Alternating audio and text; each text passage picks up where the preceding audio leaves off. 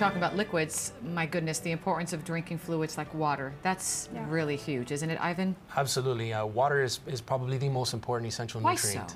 Why so? Well, a majority of our body is made up of water, and so therefore we need water.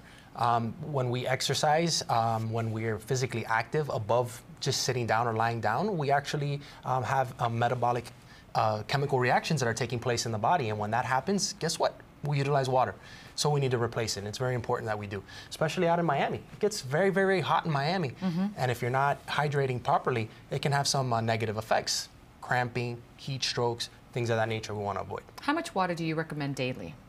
Water recommended, it depends. It depends on how physically active you are. If you're very physically active, you want to make sure that you're getting at least about 1 gallon a day. If you're more active than that, especially outdoors, you want to get a little bit more than that. And they say sometimes when you're thirsty, you should have already had the water even before you got thirsty. You don't wait till you get thirsty. Absolutely. I've heard that. Yes, thirst is not an indicator of hey, I need to get water. Right. No, that means you're past the line of you need to get water and you need to have gotten it, you know, a while back. Okay, what are your thoughts on dried fruit? Dried fruit? Yeah.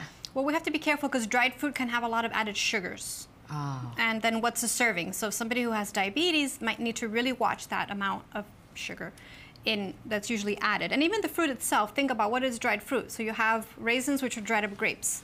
So the serving size is like 2 tablespoons of raisins versus about 3/4 cup of grapes for the same amount of carbohydrate, which essentially is fructose, which is a simple sugar. But the thing is that many times we add how many raisins to our foods, or what is the serving size. So if you're within that serving size, it's good, it's okay. But you don't want to be relying only on dried fruit and then not have the fresh fruit either. So we have to kind of find that balance.